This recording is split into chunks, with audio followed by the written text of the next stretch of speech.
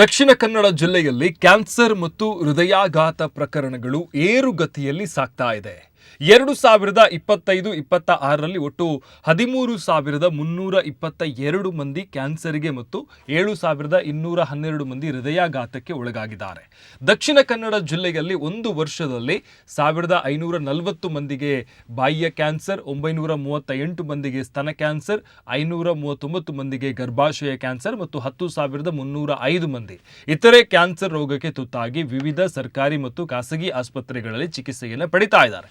ಈ ಒಟ್ಟಾರೆ ಪ್ರಕರಣದಲ್ಲಿ 4,111 ಪ್ರಕರಣ ದಕ್ಷಿಣ ಕನ್ನಡ ಜಿಲ್ಲೆಯದ್ದು, 9,211 ಪ್ರಕರಣ ಹೊರ ಜಿಲ್ಲೆಯದ್ದಾಗಿದೆ. ಮತ್ತೊಂದೆಡೆ ಹೃದಯಾಘಾತ ಪ್ರಕರಣವು ಕೂಡ ಏರಿಕೆಯಾಗ್ತಾ ಇದೆ.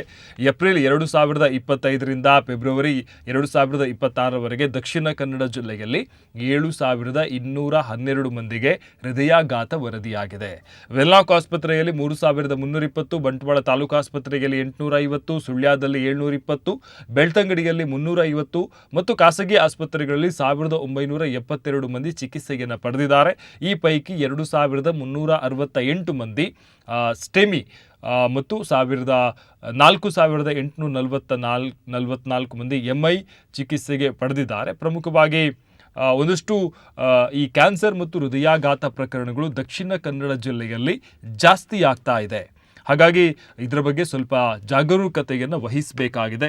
ಒಂದಷ್ಟು ಮಾಹಿತಿಗಳ ಪ್ರಕಾರ, ತಜ್ಞರ ಒಂದಷ್ಟು ಮಾಹಿತಿಯ ಪ್ರಕಾರ ಇತ್ತೀಚಿನ ಒಂದಷ್ಟು ಆಹಾರ ಪದ್ಧತಿಗಳು ಜೊತೆಗೆ ಸರಿಯಾದ ವ್ಯಾಯಾಮಗಳನ್ನು ಮಾಡದೇ ಇರುವಂಥದ್ದು, ಎಕ್ಸಸೈಸ್ಗಳನ್ನು ಮಾಡದೇ ಇರುವಂಥದ್ದು ಮತ್ತು ಬಹಳ ಫಾಸ್ಟಾಗಿ ಸಿಗುತ್ತೆ ಅನ್ನುವಂತಹ ಆಹಾರಗಳನ್ನು, ಫಾಸ್ಟ್ ಫುಡ್ಗಳನ್ನು ಯಥೇಚ್ಛವಾಗಿ ಅದನ್ನು ತೆಗೆದುಕೊಳ್ಳುವಂಥದ್ದು, ಇದು ಕೂಡ ಇವತ್ತಿನ ಆರೋಗ್ಯದ ಸಮಸ್ಯೆಗಳಿಗೆ ಪ್ರಮುಖ ಕಾರಣಗಳಾಗ್ತಾ ಇದೆ. ಅದು ಹೃದಯಾಘಾತ ಆಗಿರ್ಬೋದು, ಕ್ಯಾನ್ಸರ್ ಆಗಿರ್ಬೋದು, ಎರಡಕ್ಕೂ ಕೂಡ ಆಹಾರವು ಪ್ರಮುಖ ವಿಚಾರ ಆಗಿರುವಂಥದ್ದು. ಹಾಗಾಗಿ ಆಹಾರದ ಬಗ್ಗೆ ಬಹಳ ಜಾಗರೂಕತೆಯನ್ನು ವಹಿಸುವಂಥದ್ದು ಒಳ್ಳೆಯದು.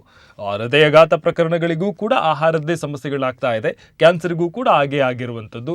ಹಾಗಾಗಿ ಒಂದಷ್ಟು ಸರಿಯಾದ ಆಹಾರಗಳನ್ನು ಮತ್ತು ಸರಿಯಾಗಿ ಬೇಯಿಸಿದಂಥ ಆಹಾರಗಳನ್ನು ಮತ್ತು ಬಹಳ ಈಸಿಯಾಗಿ ಸಿಗುತ್ತೆ ಅಂತ ಫಾಸ್ಟ್ ಫುಡ್ಗಳನ್ನು ಸ್ವೀಕಾರ ಮಾಡದೇ ಇರುವಂಥದ್ದು ಕೂಡ ಒಳ್ಳೆಯದು. ಹಾಗಾಗಿ ಆರೋಗ್ಯದ ದೃಷ್ಟಿಯಿಂದ ಗಮನ ಹರಿಸಬೇಕಾಗಿದೆ. ದಕ್ಷಿಣ ಕನ್ನಡ ಜಿಲ್ಲೆಯಲ್ಲಿ ಈ ಪ್ರಕರಣಗಳು ವರ್ಷದಿಂದ ವರ್ಷಕ್ಕೆ ಜಾಸ್ತಿ ಆಗ್ತಾ ಇದೆ.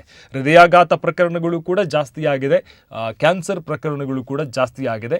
ಇದು ಒಂದಷ್ಟು ಆತಂಕಕ್ಕೆ ಈ ಎಡೆಮಾಡಿ ಕೊಟ್ಟಿದೆ. ಆದರೆ ಇದ್ರ ಬಗ್ಗೆ ನಾವು ಕೂಡ ಸ್ವಲ್ಪ ಜಾಗರೂಕತೆ ವಹಿಸಿಕೊಂಡು ಹೃದಯಾಘಾತದ ಏನಾದರೂ ಲಕ್ಷಣಗಳು ಕಂಡು ಬಂದಾಗ, ನೋವುಗಳು ಕಾಣಿಸಿಕೊಂಡಾಗ, ಅಂತಹ ಲಕ್ಷಣಗಳು ಬಂದಾಗ ಆದಷ್ಟು ಬೇಗ ವೈದ್ಯರನ್ನು ಸಂಪರ್ಕಿಸುವಂಥದ್ದು, ಅದಕ್ಕೆ ಬೇಕಾದಂಥ ಚಿಕಿತ್ಸೆಯನ್ನು ಪಡೆಯುವಂಥದ್ದು ಒಳ್ಳೆಯದು.